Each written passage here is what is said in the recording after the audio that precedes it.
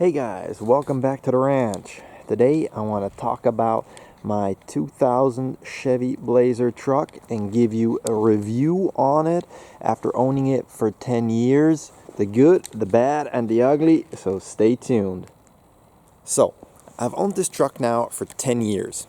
I got it in 2007 with 104,000 miles on it.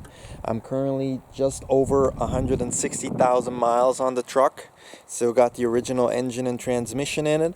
It is a 4-door 4x4 model. It is the LT trim level, which back in 2000 was actually the top of the line. There was the LS and the LT. This was before LTZ, 2LT, 3LT, Premier, and God knows what all other editions they had. Let's start with one of the gripes I have on the front end, and that will be these headlights. In true GM 2000s fashion, these headlights are terrible. You do not see a lot with them, even without the brush guard, which of course obstructs the view even more. The build quality of them is subpar. If you see how much they squeak and rattle and move around for headlights that should actually be stationary, not good. These right here are the fog lights. The fog lights, if I stand next to it, you can see they are mid-thigh level. That is too high for fog lights. They really don't do anything but I guess give you an extra option to click and pay for. Another gripe I have is basically the shape of the windshield on the passenger side. Now everybody who has a 2000 or probably even 98 up Chevy Blazer or GMC Jimmy knows this issue. If you look how the light shines in from the bottom, see my finger?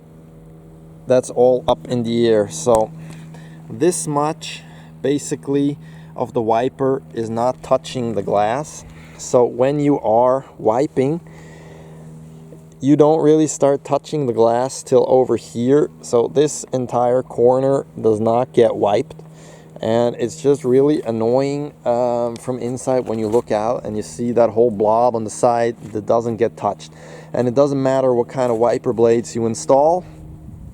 This is the correct size, 20 inches in front, and it just doesn't do any good. One thing I do like about the outside are these rear view mirrors. I really like the size. It gives you a lot to see. They are heated side mirrors. That is really good in winter. It's regular glass. It's not that convex glass that's supposed to make you see more but makes everything look kind of weird.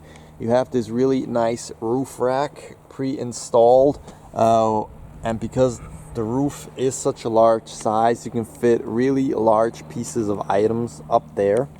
I like the stance of the truck altogether. With these 15-inch rims, you can get nice meaty tires on here. These are 235/75 R15s, all-terrain, all-season tires. I really like them. Then another thing I really like about this truck, that even if you didn't get the tow package with it, you could actually tow with the bumper of this truck. You could tow 3,500 pounds with the truck. You would pop this plastic piece out and drop your ball in here, and that's how you could actually tow. Now, they don't know how to do that over here in Switzerland, but you could do that. Another gripe is the rear windshield wiper, at least on my truck. If I'm not installing these Bosch Aero Twin ones, which are slightly curved, but regular flat ones, when they come up, they're actually going to catch on the glass part up here and get stuck then in between, and then you're screwed. Then you got to stop, get out of the truck, pull it back out, and reset it, and that's really stupid and annoying. Another thing I really like is the lift gate back here with the separate glass that you can open up. So you can get items out like that if you have a full trunk and want to make sure that nothing falls out. And of course, you can also open the entire lift gate and get access to the entire trunk area, which packs a lot of space inside. This truck was equipped with the heavy duty leaf spring option. Basically, there were two, the regular and the heavy duty one. I think the heavy duty was like 200 pounds, low capacity more, something like that. I did have to replace the leaf springs. I did have to replace quite a few parts, upper control arms, lower control arms, wheel hubs, outer tie rods, inner tie rods, brakes all around. Not because they were failing, but because of the Swiss government and their lovely motor vehicle inspections we have every 2 years, which they deemed these parts were no longer adequate and no longer safe, so I had to change them. Although they were still perfectly fine for any kind of standards, regular standards, but we here are so paranoid. They just don't like old cars, that's the problem. So I had to change all that stuff. I gotta say it like this, I never had, knocking on wood, never had anything fail mechanically on this truck, so it never let me down in the 160,000 miles that are on it, or rather on the almost 60,000 that I put on it. It's never let me down. It's always started up. It's always got me where I wanted to or needed to go. For me, it's been a very reliable truck. Now, that being said, the build quality on this truck is terrible. Don't expect it to be some fine precision engineered whatchamacallit. It's basically a Chevy, so it means it leaks, it squeaks, it rattles, but it's easy to fix. It's actually cheap to maintain unless you live over here in Europe, so here you pay an arm and a leg just because it's a Chevy. And yeah, that being said, on this truck it leaks like a sieve. The oil coolant return lines, I've already replaced them. They held for 3 months. They were dry. Then it started to leak again. So I'm not bothering replacing them again. Every time I go to the DMV, if you follow my channel on my Instagram, you saw the pictures. The car goes up on the lift. It gets cleaned down. 20 minutes before I got the appointment, I drive to the DMV. I put it there. It's all nice and clean. They look at it. They pass me. I drive out and pff, everything's soaking wet again. But it's a Chevy. I don't care. I love my Chevy. Now, that just being said, build quality isn't good, but you can work on 90% of the stuff yourself. You don't need a lot of special tools or anything to work on it. It comes with a full-size spare, which is underneath here, which is really cool. So none of that inflating bull crap or tire that takes up the space inside. You can easily get in and out of the truck because it's a really nice height to get in and out. Now, there are areas where this truck will be prone to rust. Of course, like any Chevy, it's going to be the rocker panels, it's going to be here by the fenders, and it's going to be underneath by the doors. And yes, my truck suffers from the same issues like all the other trucks do. So every year, I got to do maintenance on it. I got to make sure that it doesn't rust. I got to fight against the rust, but I am slowly losing the passenger side door. I'm probably going to lose that fight within 2 years. Seeing as I'm not going to be able to find a replacement door, I'm going to probably have to start looking at a replacement truck, but that's not the scope of this video. Now, going on, looking at the glass, as you can see, there's a lot of glass and it's rather boxy, this truck, which means you have great visibility from the inside. Now, I do have this extra step back here, but basically your truck ends here. It is very easy to park this truck backwards. It's very easy to park this truck forwards because you have great visibility inside of the truck and you can see where the truck starts and ends. This truck does not have any parking assist features. It doesn't have a backup camera or anything like that. Nothing like that was available back in 2000. And yet you can still manage to squeeze into the tight-ass Swiss parking spots, which are probably only meant for smart cars and Golfs. But you can still fit in just fine with this truck. Now, let's pop the hood and look under the hood. Now, under the hood, we have the 4.3 liter V6 Vortec engine from GM. It's been a very reliable engine for me. As I said, it's still the original engine. It's still the original transmission. So this engine is bolted to a 4-speed automatic transmission with overdrive, automatic overdrive. It is very simple to work on. Oil changes are a breeze. Doing spark plugs is, except for spark plug on cylinder number 3, is very easy. For the other one, you need a special tool, or you just weld one yourself like I did. Everything is simple, it's easy to get to. Changing bulbs in these headlights is a breeze. You pull out these 2 tabs, they pull full forward, and you already get to your burnt out bulb. You don't have to, pull out the entire fascia. But then again, they do wiggle like crazy. Moving along to the inside of the truck. When you walk in, you can see you got these nice, massive, big 2000s era leather seats in front and, of course, in the back. We have power seats with 2 memory settings. We even got a lumbar adjusting. We've got heated seats, both passenger and driver. Rear seats do not have it. But one thing I love about these heated seats, it's a real switch. Low, high, off. You click it and it stays on. Every time I turn on my truck, my seats get hot. Every time I turn it off, it turns off. Every time I turn it back on again, it turns back on.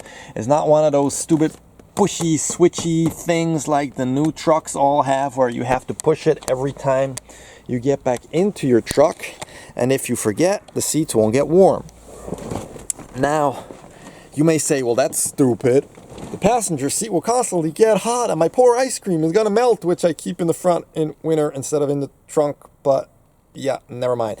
No, never mind about that. As long as their buckle is not in the receiver, these seats will not get warm. So if your passenger is someone who doesn't like to wear a seatbelt, guess what? You're not gonna get a warm butt or a lower back for that, because it's not just a butt warmer, it's also a back warmer in these seats, which I really do enjoy. Coming to the instrument cluster, you got a nice size cluster here, and you got some good interesting gauges. So you don't just have the tachometer and the speedometer, you also have oil pressure down here. You've got the temperature of your engine coolant there. You got the fuel gauge right there, and you've got the battery voltage right there. Speaking of the fuel gauge, just remember, this is not a fuel gauge. This is a guess gauge, because depending how your truck is standing on an incline or on a decline, nose up or nose down, you will have a full tank of gas, or you're going to have the low fuel warning light blinking. So it's always important for you to know how far you can drive with this truck. It is also a good idea in these trucks, and don't drive often below, don't use more than 3/4 tank of gas. So when you reach down to 1/4 remaining, go fill it up, because the fuel pumps tend to overheat otherwise in these trucks, and you don't want to have to drop the fuel tank to replace the fuel pump if not necessary.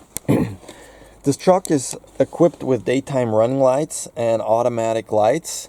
These automatic lights are not built for Europe, which means they're not built for tunnels. I'll enter a tunnel. By the time I'm out of the tunnel, the lights will kick in. So they're not sensitive enough. It's old technology, so you be prepared to turn them on and off yourself. Next, this car came equipped with the regular AC Delco CD AM FM radio, but it also had a cassette built in. It has the rear wiper here, the rear hatch release here. The rear hatch release doesn't open the lift gate, it opens the glass part, it pops it open.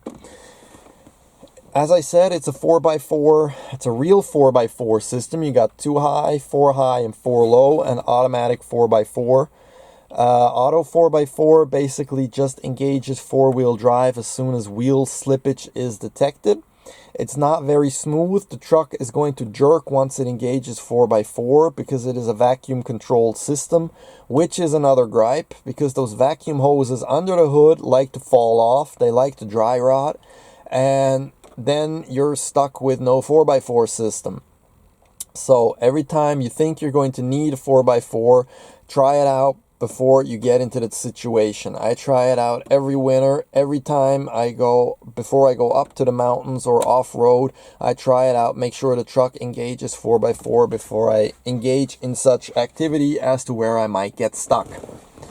On top, we've got a console with a readout which shows fuel used, miles per gallon, average remaining range, stuff like that. It shows the compass and the temperature. You've got the MyLink home garage door opener, which doesn't do me very good over here because, they don't sell that stuff over here. You've got a sunroof which tilts and moves back, which is very nice, but not practical at high speeds because you kind of get weird pressure in your ear and you got to pop open the driver's side window in order to equal that out. You got power mirrors, the regular door locks and everything here. Comes with AC equipped, rear defroster, everything that you would call for. What I really like, of course, are that you got real knobs for everything, not just knobs that spin and spin and spin and it takes it forever to reach the setting, but you can just go bam and you're full and you're good to go. One thing I don't like, cheap 2000s plastic. This truck is very loud when you drive it. It rattles, it shakes, it squeaks. My wife hates to drive it. So be aware of that. It's cheap GM plastic from the 2000s. If you have to remove the door panels or any type of plastic, just be prepared that the stuff is going to break and you're going to have to replace it or kind of jerry-rig something to make it work again. That's the experience since I have, because the plastic is very fragile in here. Not just that it is an old truck, but in general it wasn't really all that good. Now when you come to the back seats, you've got the child safety lock doors which activate through here. So it's you can do each door individually.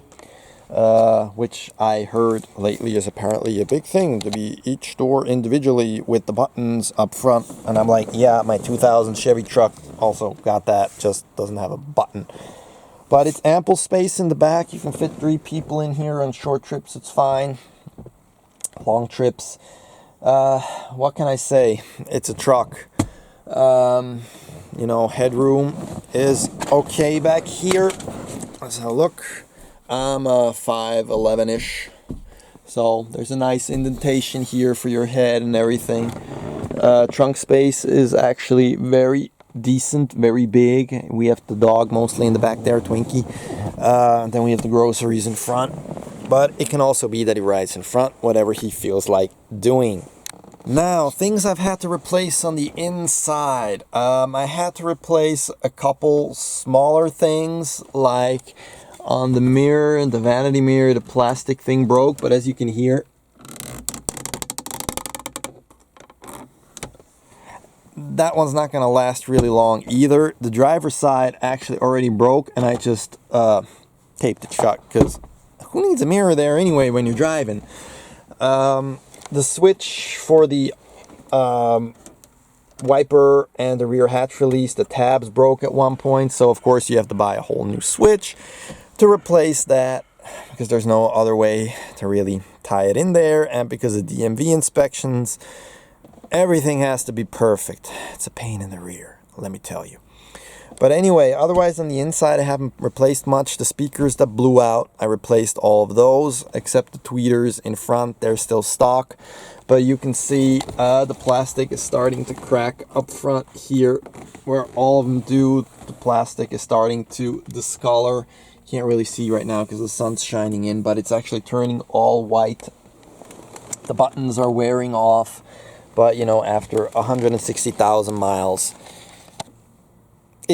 it is what it is. The truck drives like a truck. Not like a new truck, not like a crossover, not like a car. It drives like a 2000s truck, as I said. It shakes, it rattles, it's loud. It's got a nice V6 engine with a nice rumble to it. It's got a nice torque. It pulls nicely compared to my wife's 2.4 liter Chevy Malibu. So she really likes how this truck pulls. She likes accelerating with it, but she hates everything else about it. As I said, visibility in the truck is great, as you can see by quickly looking through. There's glass basically everywhere. There's no giant A pillars anywhere or B pillars that are in the way. You really see where this truck where the truck starts and where the truck ends. So for that, it's a very practical truck. Now, that being said, after this short review and kind of the good, the bad, and the ugly of my ranch truck, would I suggest you to buy one? 10 years ago, definitely. Today, no. I wouldn't buy one if you want one as a daily driver. I would buy one if you want one kind of as a project truck, as you want one for an off-road vehicle, if you want one just around the farm or to do something crazy with it, yes. But otherwise, for the money that I spent and the money that you're probably going to have to spend in fixing them up, because let's face it, most of these trucks in the US by now probably have over 250,000 miles on them. And most owners won't have replaced as much stuff as I had on it, because let's face it, I have sentimental value attached to this truck, as I did take it back from the US when I moved back here to Switzerland. So I'm kind of clinging to it. That being said, most people won't have done all that, and you're going to have to do a lot of it. Yes, it's cheap to do, it's easy to work on, so if you want a project truck, if you want to get into cars, you want to learn how to work on it, get yourself such a truck. But as I said, the build quality on these S10s is not great. Then you're better off getting a full-size, either a Tahoe, a Suburban, or a Silverado pickup truck, either from the same era, newer, or even earlier, just because it's going to be even easier to work on and the build quality is going to be better. But right now, I'd say buy yourself, for the same money, buy yourself a newer truck or car for that, just because it has newer technology and better safety features, and it's probably going to be more reliable in the long run. However, if you're looking for a body-on-frame truck, which this is, which they're getting harder and harder to find, you might just have to bite the bullet and really, live with the defects it has, live with all the quirks and sounds and squeaks and annoyances that the truck brings with it. That being said, if you haven't subscribed yet to my channel, please consider subscribing. Leave me a comment, any questions you have below. Please follow us on our other social media sites. The links are all below in the description. And I'll just leave you with a short exhaust clip of this V6 engine here, and let's let the bald eagles fly. Talk to you soon.